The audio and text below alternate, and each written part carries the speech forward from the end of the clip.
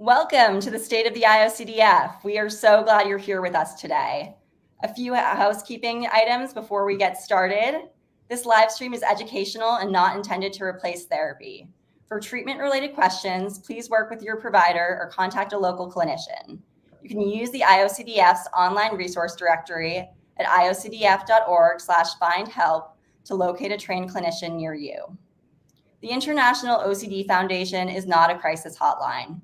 If you are in crisis or if you are ever feeling suicidal or unsafe, please call the 988 Suicide and Crisis Lifeline by dialing 988. You can also access online at 988lifeline.org or go to your local emergency room or call 911. We want to create a safe space and be kind and respectful to everyone. At the end of the day, we are all here to support one another. A note that this is being broadcast on several social media platforms and is being recorded. With all that said, thank you for being here. For those of you who aren't familiar with the IOCDF, we're thrilled you're joining us. Allow us to introduce ourselves. We are the International OCD Foundation, and we are a mission-driven organization striving to ensure that no one with OCD or related disorders suffers alone. I'm joined today by Becky Deusser, Executive Director of the IOCDF, as well as Matthew Antonelli, IOCDF Director of Operations. Thank you both for being here today. Thanks, Amanda. Thank you, Amanda. Glad to be here. So happy to have you. By way of introduction, as I just said, Becky is our brand new executive director and started with the organization in early January. Becky, I would love if you could just start off by introducing yourself. Sure, absolutely. So good morning, good afternoon, or good evening, depending on where you're viewing us from. It's just noontime here in Boston, Massachusetts. I'm so thrilled to be with you today. It's been an exciting first couple of weeks getting onboarded here, and just wanted to share a little bit about myself. I live in the Boston area. I have for many years. I'm a mom to a beautiful 2-year-old girl named Violet, and she is the other passion in my life.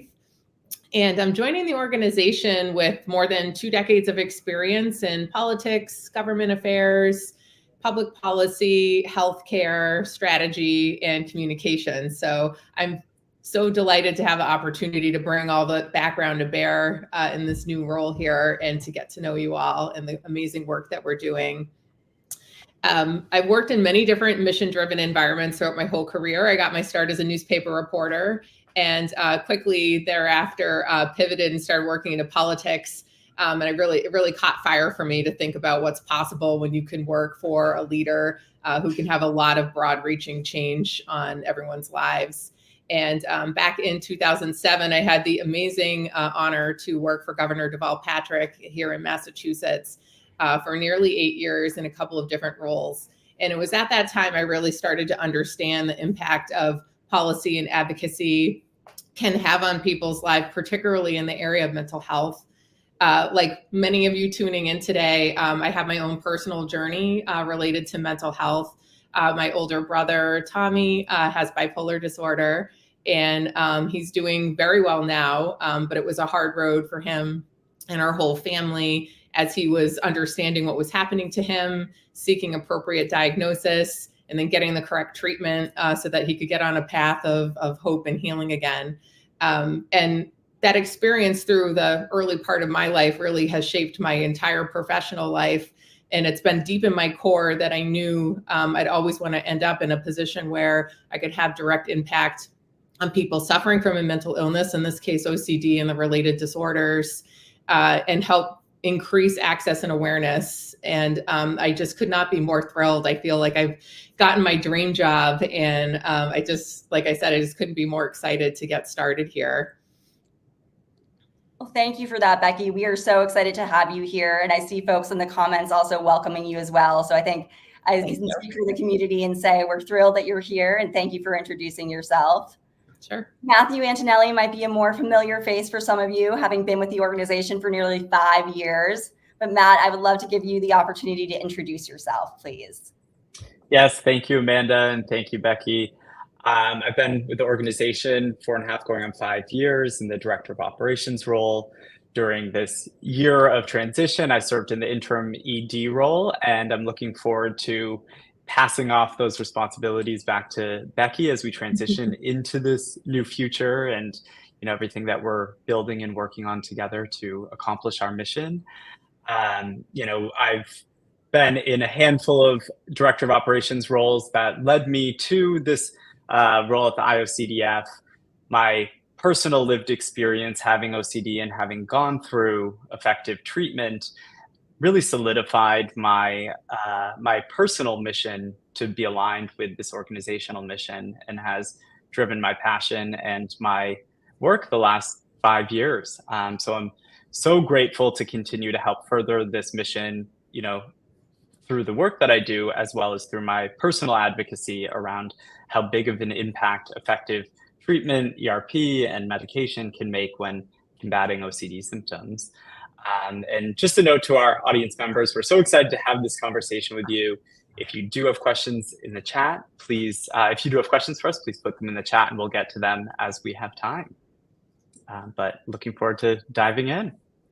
That's so great. And with that, we'll get started. So I'd love to start this conversation off with you, Becky. What are your first impressions of the organization so far? Sure. So it's been a really exciting first 3 or almost 3 weeks on the job. And, given the title of this live stream, I'll start off by saying, I think the state of the IOCDF is just incredibly strong. It's a very well-run organization. It's financially stable. We have just amazingly talented and committed staff, which I think is just evidenced by Matt and his words, and you too, Amanda. And I think we've just got limitless potential on what's possible for us as we move forward in these coming months and years. I see that we have a very strong leadership in our board, really robust advocacy program with very committed people who don't work for us, but are very closely aligned with us and helping us advance our work. And we've got a very thriving clinical and research community as well. So, and first and foremost, I think the most important asset that we have is all of you, the people, the adults, the children, our families that have either lived experience themselves or have a close family member who's working through their journey with having OCD. And, I think the voice of our community is probably one of our strongest assets. And I'm quickly learning that. And again, I'm just so thrilled to have the chance to start to understand OCD better and start to get to know all of you better. That's wonderful. Thank you, Becky. Sure. Matt, how have we executed on our mission and vision this past year? I think, especially through a year of transition, we never lost sight of what our mission and our vision is, and to truly help anyone who's suffering with OCD not feel alone and provide them with resources and effective treatment. We've provided hope, healing, and help through our research, through our programming, through our advocacies, our advocacy opportunities. We've hosted many events, both in person and virtual, now in this post-COVID world. We had 6 conferences total, reaching thousands of attendees. We shared resources primarily through our website and social media channels, through our blog series, and also through some paid media opportunities. We shared our resources that relate to perinatal OCD, as well as OCD and autism comorbidity. We've been working hard to continue to disseminate our anxiety in the classroom toolkit, as well as resources for anxiety in athletes, as well as launching an even more comprehensive resource directory that really connects our patients to find treatment and support options that are local to their area. So you can check all of this out on our website. It's something that we don't waver in. We know that getting these resources developed and shared with our community is our main priority. The next step in our growth will be correcting the general education around OCD. What does society think of the disorder, and what is the actual definition and understanding of symptoms, treatment, and just a greater understanding of OCD in general. So continue to work on those awareness campaigns. We've done so much advocacy through our advocacy program, having 40 of our IOCD advocates out in the world making such meaningful impact on the ground. Through their reach and through our hardworking staff as well, we had the widest reaching OCD Awareness Week we've ever had this year in this past October.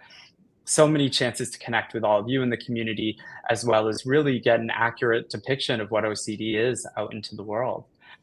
So, anecdotally, there are countless community members to connect with, and I hope to continue to connect with you all personally, and encourage the same with Becky. All of this impact that you make in this world and in our society and culture is so important. So we really want to help equip you all with the right tools and resources to advocate for OCD. So thank you all in this community for supporting us always, and especially during this transition. We really look forward to moving into this new phase with you all. Oh, that's such an incredible sentiment, Matt. Thank you for sharing that. Becky, I wanted to give you the opportunity to just chime in if you had anything to add to what Matt was just saying. Sure. Well, I think we have a really exciting year ahead at building on all of those accomplishments from the last year and the year before that. Just to name a few, Matt touched on a couple. I think we have 8 conferences planned this year, including our in-person larger conference in July in Orlando. We'll be hosting 13 professional training events. We're expanding our 1 Million Steps for OCD Walk awareness series. And we'll be launching a new state-of-the-art webinar platform in addition to enhancing our online resources, as Matt spoke to. We also just launched our 2024 request for applications for our research grant program. And we have a special call this year that I wanted to make mention of, that for proposals that are aimed at treatment and understanding of OCD for underserved and minority communities. So I hope any of you watching now or maybe watching later, please consider what you might be able to put forward, and we'll be thrilled to review that in the coming months. I also wanted to mention that later this year, we're going to be undertaking the next phase of our strategic planning process for the organization, which I'm very excited about, and we'll have some time to talk more about that in a bit. Yes, I would love to hear more about that, Becky. So do you mind if I follow up on the strategic piece that you mentioned? What strategies are forming, and how will we see those executed in the coming years? Sure. So it's early days, of course, and I'll make mention, some of you may know that our board of directors started the first phase of a strategic planning process where they've worked on fine-tuning our vision and a long-term plan and areas of focus that we'll want to start to build a strategic plan around, so that we can start executing on that probably in early 2025, if not a little sooner. So the form and shape and timing of the strategic planning process is still in process now. We'll be looking to kick it off early summer. And the thinking is, though, that as a part of that, we think it's a great opportunity to really hear from all of you, whichever part of our community you represent, so that you can start to understand our thinking on our strategic direction for the future, and getting your input on what you think might be most important and things we should keep in mind about prioritizing as we move ahead. It will also be an excellent opportunity for me and other members of the staff to get to know more people in our community, and hopefully as we start to think about broadening our reach. Some of the areas, though, of focus will be of no surprise. I think first and foremost, it's about raising awareness and dispelling misinformation about OCD. Second, will be about strengthening diagnosis and treatment opportunities for anyone who's suffering with OCD. And then we have other things that we'll want to spend more time digging through, but one is like thinking more about supports that we have in place for kids and families, proper financial stewardship for the future so that we can fund our mission appropriately over the coming years. That's just to name a few. One other thing I'll mention about strategic plans and planning, I think the process can be really fun and exciting, and I hope it's a real blue sky exercise for all of us, and we can think about the many, many things and the potential that we have.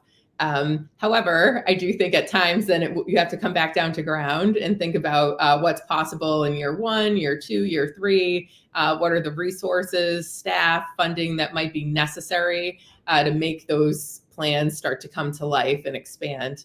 But the main vision is really to think through how can we exponentially grow our reach and start reaching the many, many more millions of people who are impacted by OCD and related disorders as soon as possible. So that's a preview. There'll be more to come on the strategic plan. And in the meantime, please don't hesitate to start sharing ideas with us. Well, thank you for that preview. It all sounds so exciting, and I really appreciate the way you're inviting the community into this dialogue with you. as I said, it all sounds like there's tons of new developments that we're looking forward to. Matt, when you're looking at the future of the IOCDF, what do you think is most exciting for you? It's hard to say what's most exciting, but following what Becky was saying, that awareness building piece really is kind of where this all starts. We all, more anecdotally talk about how everyone knows what OCD is, but no one understands what OCD is. There's so many misconceptions, misinformation, some intentional, some just because of cultural portrayals over the last few decades. So, really, I'm excited to see our reach and impact grow. The more misinformation that we can correct, the more awareness that we spread, the more we can connect with individuals and clinicians with accurate resources and effective training. That's what's going to help us accomplish our mission. It's the goal to reach everyone who has OCD so that their length from when they're diagnosed to when they receive effective treatment shrinks. There's also a secondary mission of ours just to correct the narrative around what is OCD. As someone who had lived experience, when I'm sharing what I went through with my OCD struggles and my OCD treatment and where I am today, it's often met with surprise that those are what symptoms people experience. And it's not just about, perfect order and about cleanliness. The understanding is much more shallow, and we're hoping to really expand that culturally and continue to have these conversations so that if symptoms arise in you as an individual, in a loved one, in a professional setting, you know what to look for and you have an accurate understanding of what OCD is. So I think that there's something for us all to learn. And we're, in this OCD community, I think we actually have so many advocates who have a great understanding, and it's helping to amplify that voice, find the right platform, and continue to connect the general population with all of these resources and understanding that we've been able to develop. I think the other half of what I'm most excited about is growing the reach of our professional trainings.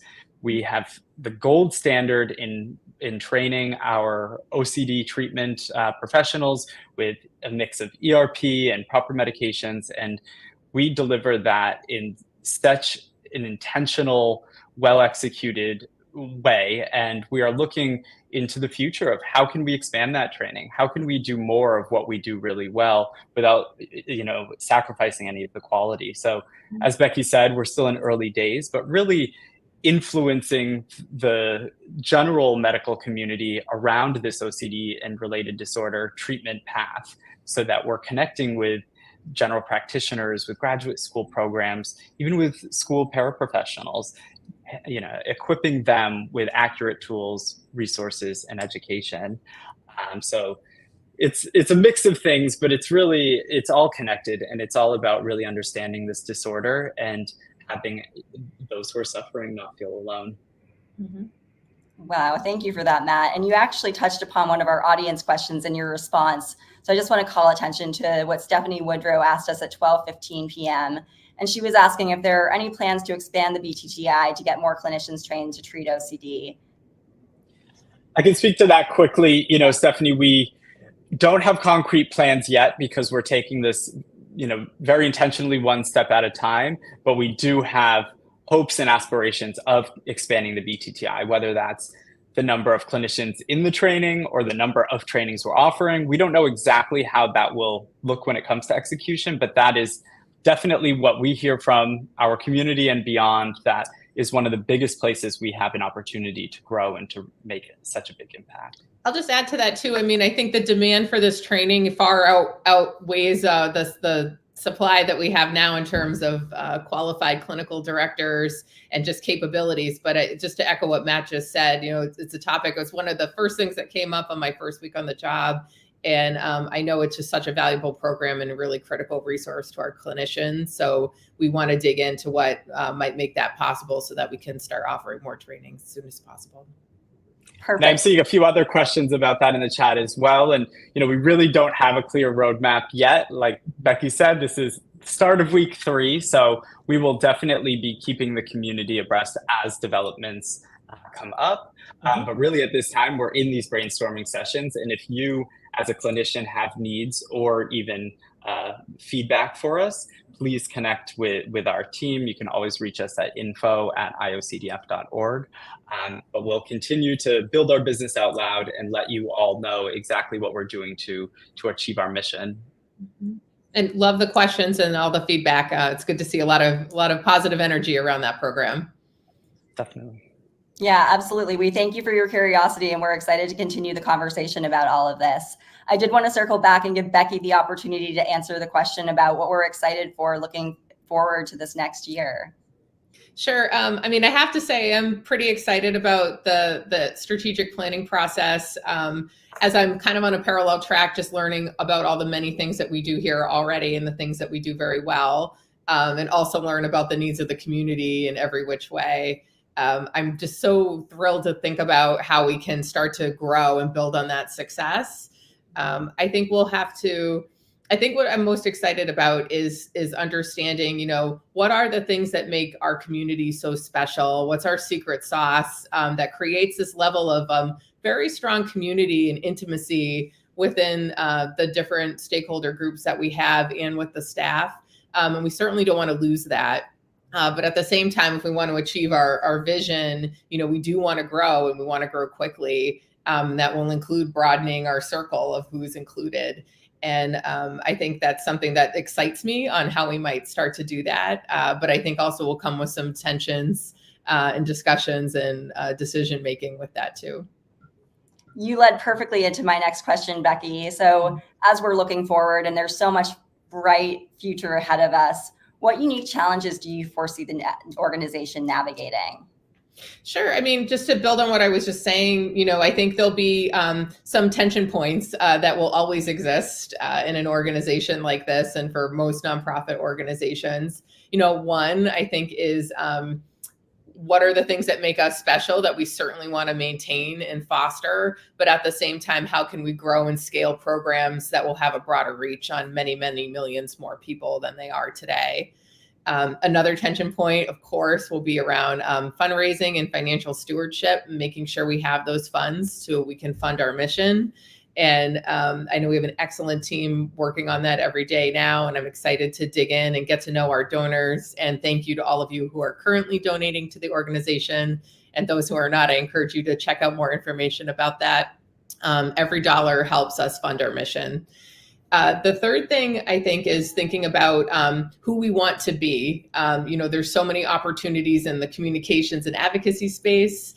There's a lot of opportunities engaging with research, clinicians, families, all the programming that we maintain and deliver, our live stream and virtual programs that we've got going. So I think there'll be some challenges around identifying the things that are working very well. And how can we get even more efficient on running those programs so that we can scale them up and reach more people? So those are a few things on my mind. Thank you. I appreciate that. I'm going to pivot now to another audience question. This one comes from one of our dear IOCDF live stream friends, Matt Bannister. Matt was asking if the IOCDF would consider in the future starting a training program for peer support within the IOCDF community. He says he thinks it would be an awesome way for advocates in the community who wish to be involved in that, as it is empowering and inspiring for all. Thank you for that question, Matthew, and nice to see you as always. It kind of harkens back to what we were saying about advancing our training initiatives in general, what we're going to be able to achieve, what will be part of our strategic plan.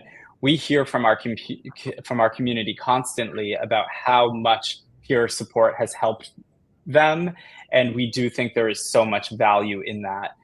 We want to figure out what role we play and how we can best advance that. But it is definitely on our radar and is something that we see, a request from our community pretty consistently about how can they learn more about peer support, and are there ways or, tools that we can connect you with in the interim. So more to come on all of that, but definitely thank you for bringing it to our attention, and we'll keep you in the loop as discussions around that continue to unfold. Fantastic. Matt, I'm hoping you don't mind if I follow up with another question for you. One of the things that I've loved getting to know since working at the IOCDF is this incredible community we have. Can you share a little bit about the importance of this community when it comes to ensuring that no one suffers alone? I'm so glad you said that, Amanda. This community is the lifeblood of all of the work that we do here. Every decision that we make is on behalf of this community. Every resource that we put out is to help someone who is suffering. We truly, and I mean it with my whole heart, honor this relationship that we have with this community so much. We are so grateful to have such an active, passionate, group of volunteers and lived experience individuals and clinicians and researchers. It's really incredible and inspiring to see how our resources or even just effective treatment has improved the quality of your life or someone you've treated or someone that is a loved one that has a lived experience. So that really motivates me, the way that we see the community respond to what we put out into this world, that they feel seen, they feel heard, they don't feel alone. We don't feel alone. I am an active member of this community as well. And it's really incredible the relationships we're able to build. And, we have an open door here. It may seem like we're some, corporate entity on a hill. We're a very small team, grassroots, donor fund organization. And if you reach out, you're probably going to reach one of us directly. So I've had the pleasure of connecting with so many of you online and, especially in the in-person conference or at the walks. OCD can be an incredibly isolating disorder. It can lead to agoraphobic tendencies. It can, lead to intrusive thoughts about that you're not a good person, and just really troubling things to be grappling with if you don't have an adequate support system or resources. So knowing that Amanda, you, Becky, you, me, we can be those supports for you as well. And this virtual community that we've built through these live streams also speaks to that community. Our passionate followers on Instagram and other social channels continues to grow. And it's so inspiring because we feel the love and we feel the demand to do things differently. If there's something you all want to see, we really read the comments. We really connect with you all. This is something that I consider us lucky that we have such a passionate community, because it allows us to be able to dip into what you want to see differently and where your expertise may lie. So just knowing, it takes all of us to achieve this global vision of truly impacting everyone who suffers from OCD. But it's, it's a collaboration between all of us in this community. So I'm just so grateful to each and every one of you. And I can't wait to continue to grow this community and find new and growing ways for us all to connect. I just want to say, how could you not be inspired after listening to Matt for a couple of minutes? And I'm just, so grateful you're my colleague. Thanks, Matt. That was great. Thank you, Becky. Thank you to both of you. We do have a viewer comment, and I think this is a common question that folks have. If they're at the beginning of their journey, what resources are available? What is there to get help?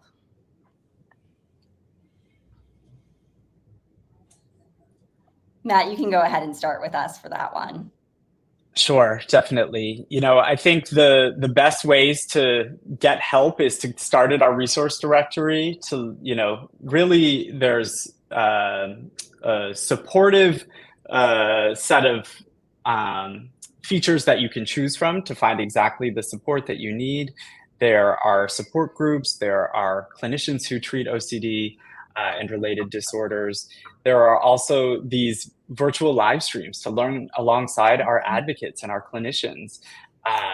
We have our annual conference in person. It's in Orlando in July this year that we'd love for you to connect and to find help and support through our sessions and through the community that's built in the halls of that exhibit, of that conference as well. And there are our online conference series as well, where you're not only learning really valuable resources, you're also connecting with individuals who are also suffering or who have also had a similar lived experience, who may offer you that feeling of community and that sense of help and support. Starting, if you don't know where to begin, email info@iocdf.org. We have community support specialists waiting on the other end of that to respond. It is quite a high volume of emails and messages coming through, but we prioritize that outreach and getting back to everyone who reaches out to us to connect with those resources. You can always give us a call, on our main line as well. But there are endless resources to explore on our website, through our blog series, reading past newsletters, even just going through our social media channels. We really have such amazing content that starting on our website or through our email address, I think really could be a great place to start. Thank you for Matt. I really appreciate you laying everything out, because I think in the beginning of the journey, there's just so much. So I think it's helpful to know that there's a lot of resources and there are places to start. And I think, I want to say that even though the journey can be daunting, we are here to support our community moving forward. Speaking of supporting our community, I think it's great that you're both taking the time to be here today to connect with the community. And I think that, in previous conversations we've had, you two have touched upon this, but I'd love to hear from you. And I'll start with you, Becky. Why was it important to you to do this stream and hold this forum today? Oh, sure. First, I think, this is such a well-known, long-time organization. And I think anytime you have a new leader coming on board, I'd imagine, we all have a stake in understanding, who that person is and what's my vision for the future and how we're all going to work together and advance our mission. So that's one. I think too, my professional philosophy is really based around transparency and engagement. I think to Matt's point earlier, one of the most valuable things we've got going for us is this thriving community that cuts across, again, many different disciplines, whether it's a personal connection, a clinical, professional connection, interest in research and beyond. And I think the only way we're going to continue to inform the work as we go forward is really harvest that voice. And the third thing is that I think this underscores the importance of our virtual programming. And it's really going to be an essential tool for us as we move forward and we think about broadening and reaching more people. That's wonderful. Matt, I'd love to hear from you with the same question. Why was it important for you to be here today?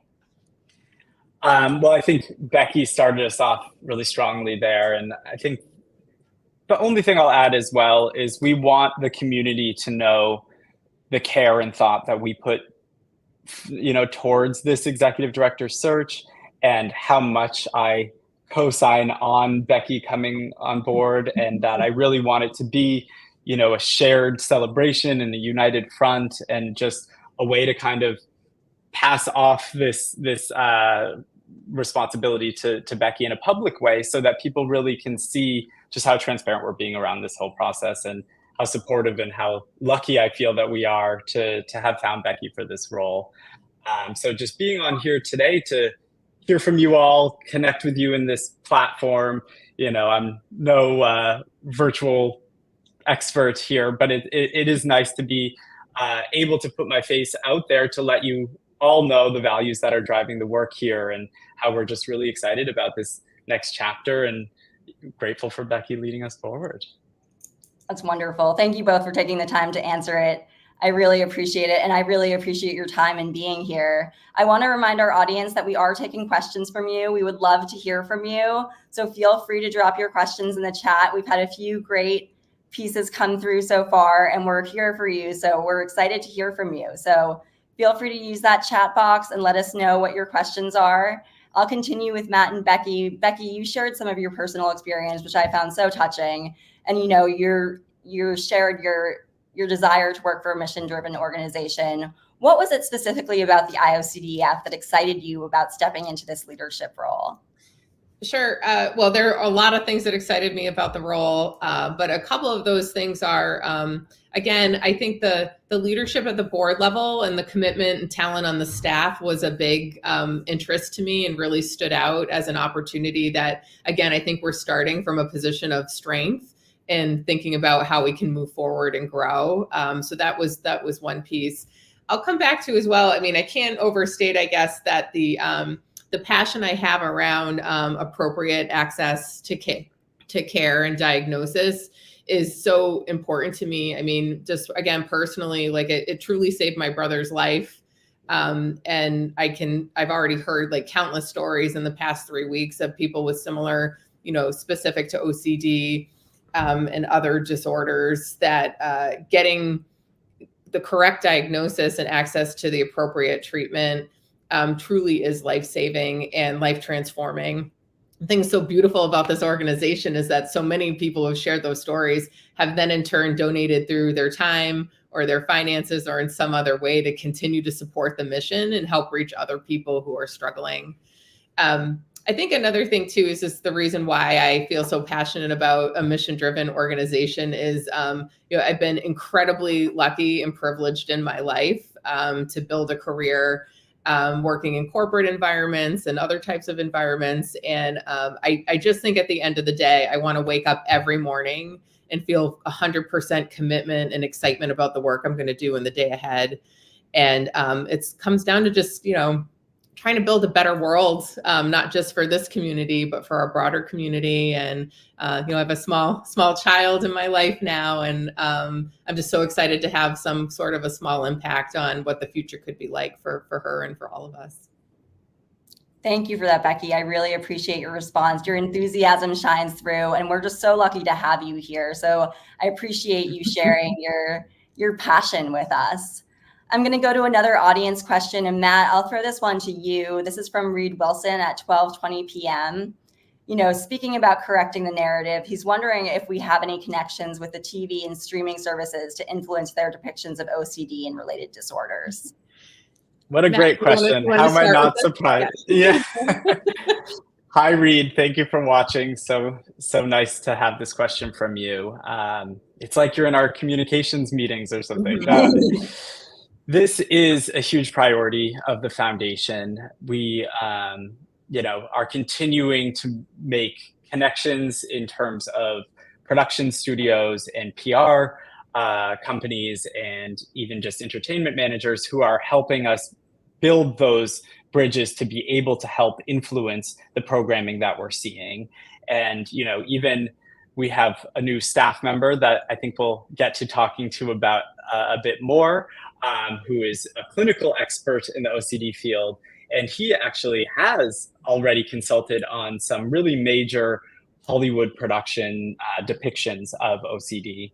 So, we have the team to influence the work, and now it's really about building and maintaining those connections to have the type of influence that we need to have as the respected leader in this space. So we are constantly working towards that, especially with Becky and her background and her skills, and our PR firm that we work with as well. We continue to grow what we're capable of in that way, but it is definitely a high priority, and we're moving in the right direction for sure. I just add to that what Matt said. I think on a parallel track, if we start to think more about even more proactive work in terms of media and getting correct information out there in that way too, it increases the awareness of our organization, but also about OCD itself. And with that, the term rising tides float all boats. The hope is that as we become more and more on the radar of people who are developing programming like this, they know that we exist and to reach out. But at the same time, I think that's not our current state today. So we have to do a lot of proactive outreach when we learn of new TV shows or whatever other kind of mediums are coming out there. There are a couple of new ones that are on my radar just this week, and we're working through how best to get word to those productions. Thank you both for your responses to that. I appreciate that. You both touched upon the importance of the information that we're seeing out here, and I think that's such an important topic to touch upon while we're here. What can we do to help correct the narrative around OCD, and how important is it to make those positive changes? Well, I think we've touched on a bit, it is incredibly important, probably at the top of the list of all the important things that we do here. And I think some of the strategies we talked about is just that. I think it takes a lot of very specific and proactive activities to put ourselves out there and advance that knowledge, leveraging our very talented clinicians and researchers out there who are doing that work every day and understand OCD in a way that most others couldn't or wouldn't. And the other piece is that we have a very thriving advocacy program and a number of very talented advocates who are already out there doing that work. and speaking on behalf of the organization. And I'd like to look at ways that we can expand that reach even further. So that's just a small part of what we can do. I hope, as we build out plans for the next 5 years beyond on how we can grow by broadening that reach and touching more lives and more people, that we're also sharing that really critical information or correcting misinformation along the way. And I think it's just over time building out that awareness about what OCD really is and what are the correct ways to diagnose and treat OCD is really going to be, the name of the game, as they say. Perfect. Thank you for that. I did want to follow up on something that was mentioned and give you both a chance to expand a little bit. We talked about the changes in the recent developments in the clinical side of the IOCDF. Becky, would you like to tell us a little bit about our other new staff member and what that introduction means for our community? Sure, absolutely. So I'm welcoming Dr. Sanj Saxena onto our team. He's known to many of you. He's served on our SCB Clinical Advisory Board for a number of years. I've just been getting to know Sanj over these past few weeks. Those of you who know him, he is brilliant. He is engaged.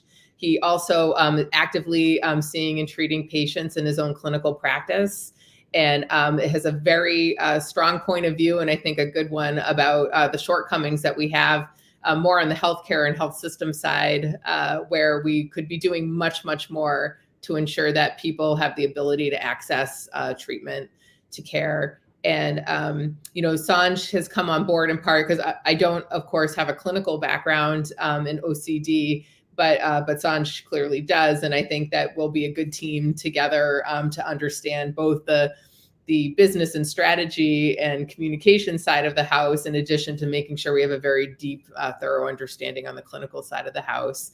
And I just want to give a shout out to our entire team. Many members of our team have a clinical background and bring a lot of expertise to the table on the programs that we're developing and the other work that we do.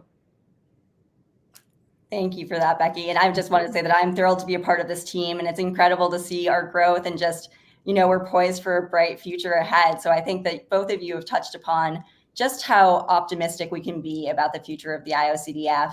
I want to continue to ask the audience to chime in and give us their questions. We're here to answer them, and we're excited to talk to you. So please use that chat box to fill in any questions that you may have.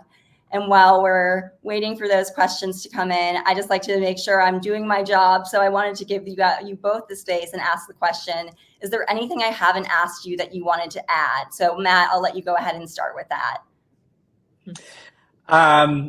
You're doing such a great job, Amanda. I don't think there's anything you haven't asked, but thank you. As we do talk about the growth in the future, like Becky started us off with this whole live stream, right? The state of the IOCDF is strong, and we've had a dedicated staff for over 30 years building us to where we are now, developing this community of engagement, of resources, of support and help. And I can't stress enough that we wouldn't be here, we wouldn't be doing this work had we not been able to really attract and galvanize this community. So like Becky said, we have so many amazing staff members working so tirelessly to help us achieve this goal. And I'm really encouraged about the future with Sanj coming on board, joining our program staff, Stephanie Kogan, our program director, leading that. It's just an incredible team of experts. So combining Becky's strategy mind with the clinical expertise, with our operations team, with communication, with events, it becomes this animal, and it really powers us forward in the most strategic, sophisticated of manners. So, just again, stressing the excitement about this next chapter and where we're headed, and the relief and support that means for people who are suffering, or for clinicians even who are suffering, who don't know how to treat this. I will speak quickly. I saw a comment about ICBT. It's up and coming, treatment modality. Doesn't have too much research backing at this stage, but it is something we have our eyes on. And, at this point of where we're at, exposure response prevention therapy is the gold standard, is the highest recommended treatment with certain medication. obviously working with your prescriber and your therapist around both sides of that. We continue to talk about emerging trends and what's the best way to keep our community informed on what we as the IOCDF are seeing in research or are hearing from our clinicians. So we are working to develop a more in-depth treatment modality page on our website. So look for that in the near future. But as always, we plug away that ERP and the right medication really is the frontline treatment for OCD, proven by research at this stage. But we are encouraged by all treatment modalities that are research-backed and seeing success. And we hope for more information around all of that in the future. I'll just add to that, Matt hit on it sort of at the end of his comments there, that we are going to be updating resources about that specifically. And there are some other emerging treatments that are on our radar that we're evaluating in the same way. And we're consulting with our clinical and research community about those things as they come up. I do want to also underscore, we're very fortunate to have this learning environment that we operate in. And I think it's important to have openness as new things arise, to learn about them, but then also to be very responsible about how and when we share information about treatments. Just to underscore again what Matt said about that ERP and medication really are the gold standard for frontline treatments at this time.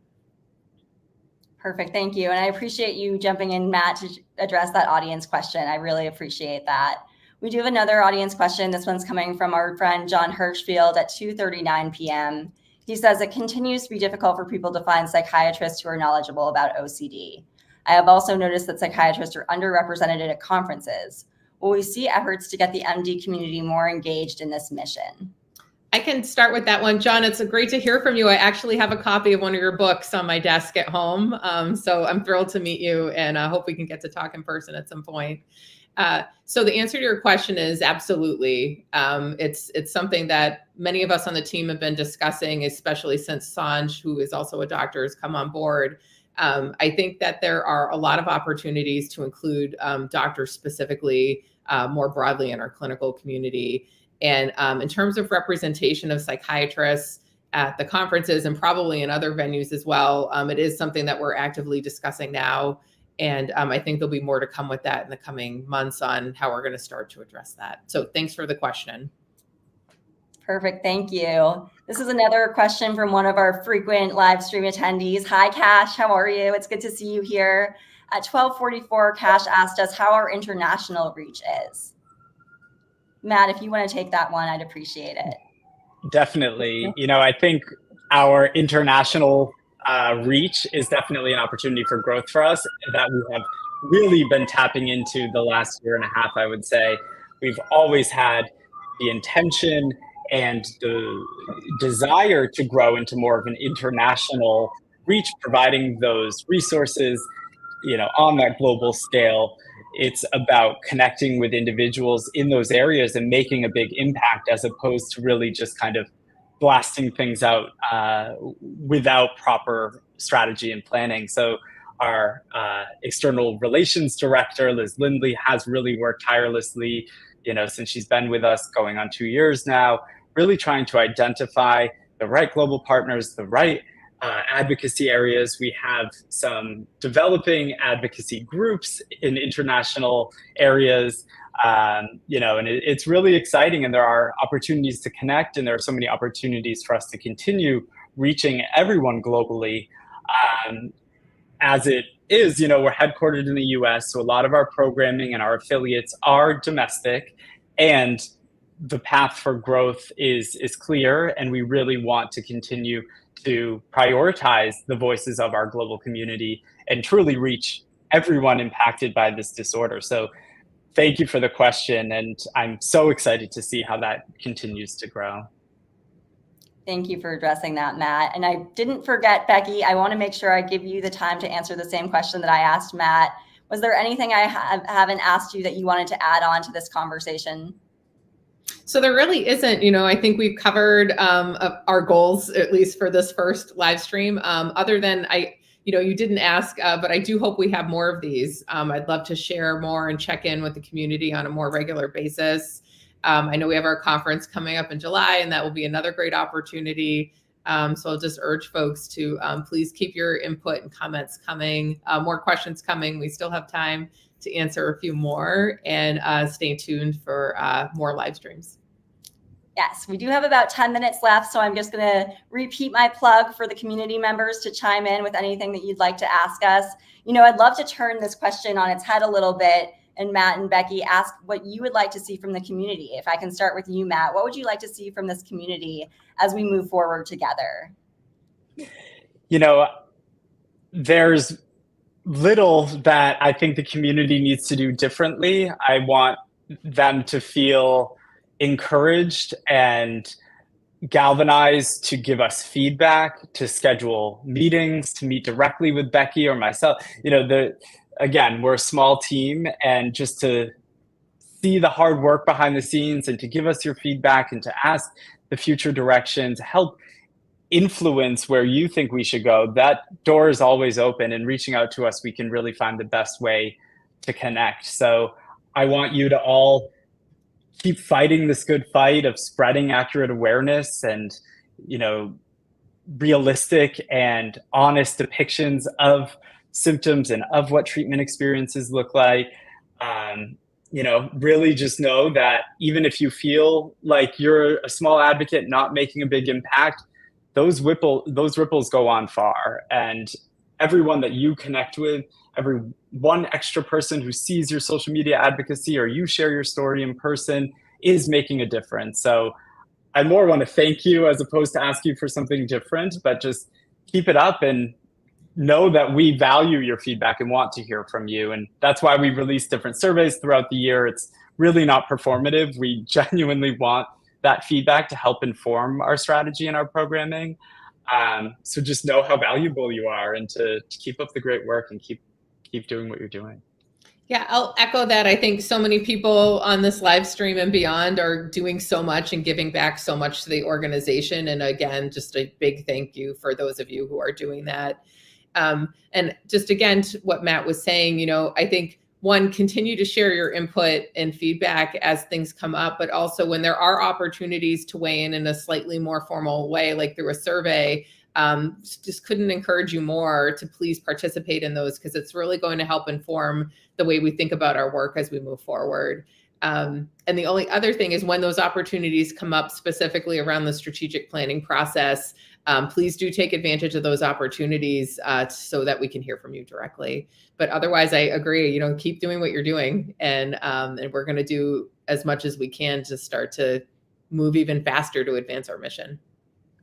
And I will, just say as well, in terms of values and continuing to build the foundation that we all need and that is truly going to serve everyone, prioritizing diversity, equity, inclusion, and justice is at the top of the docket for our whole team, but especially Becky and I. And hi, Alex, I see your comment in this section, and so glad that you could join us this afternoon.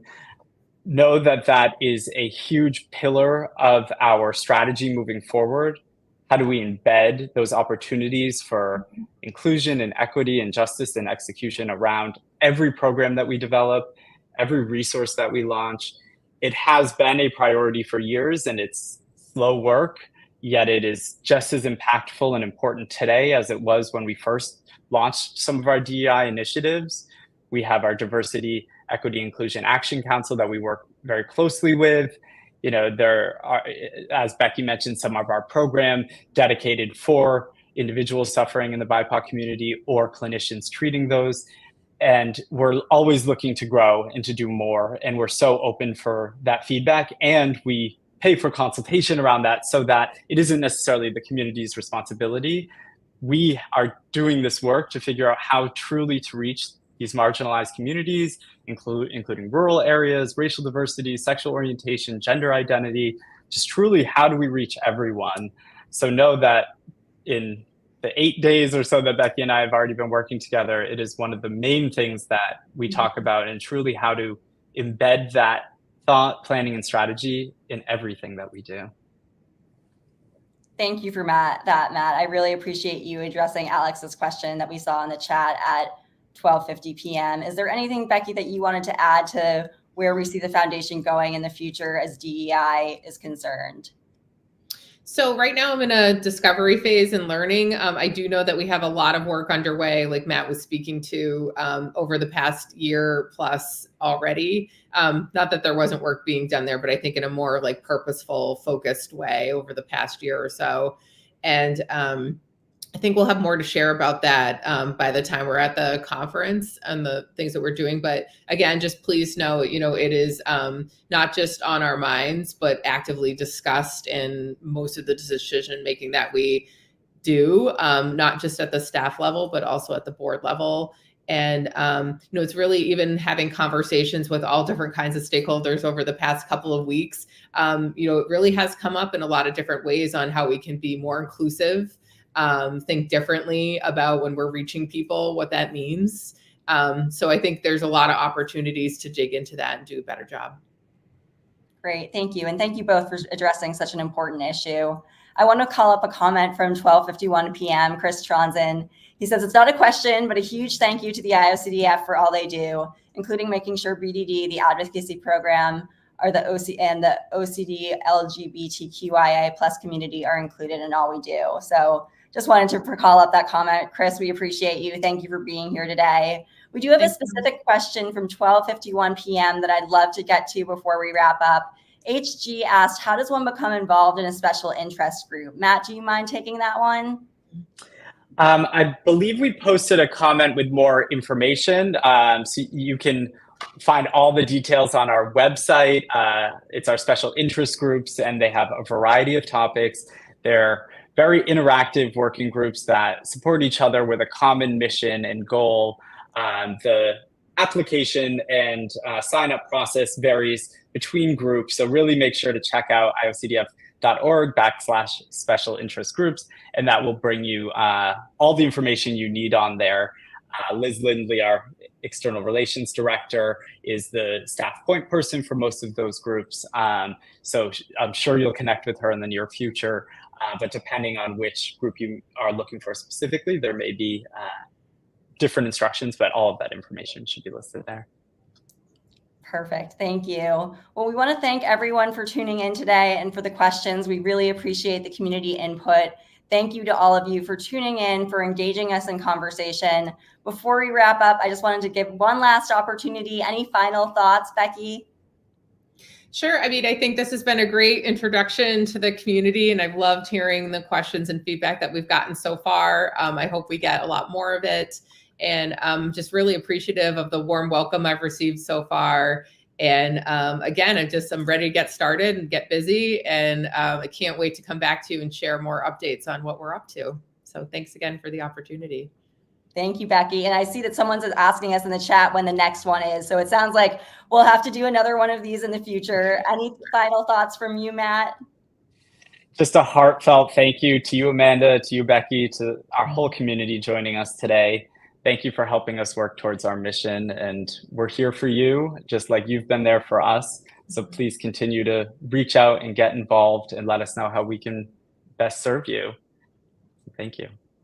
All right. Well, thank you, everyone, for such a meaningful discussion. We've loved being here with you today. We love this community, so continue to reach out. And with that, I just have a few closing announcements. Like we said, we would love to hear from you. So take our live stream survey and tell us what you'd like to see on this platform. We look forward to your feedback, and the survey can be found at iocdf.org/livestream survey. Camp registration is open. Register today for this special event for youth with OCD and their families. You can register at iocdf.org/camp. Please subscribe to our YouTube channel and make sure to follow us on Facebook, Twitter, and Instagram. This live stream is one of many. You can see the entire schedule of future live streams at iocdf.org/livestream. You can also view recordings of past live streams, as well as watch our hosts answer your pre-submitted questions, OCD Mailbag, on our IOCDF's YouTube channel, youtube.com/IOCDF. Remember to like and subscribe to get notified when live streams are scheduled. Sign up for IOCDF news and updates at iocdf.org/signup. And if you need resources or are looking for a therapist, please visit iocdf.com. Finally, the IOCDF is a donor-supported nonprofit organization. Please consider making a donation at iocdf.org/donate. Thank you again to Becky and to Matt for being here, and for all of you for participating in this conversation. We've loved being here with you, and we'll see you again soon. Thank you. Thank you.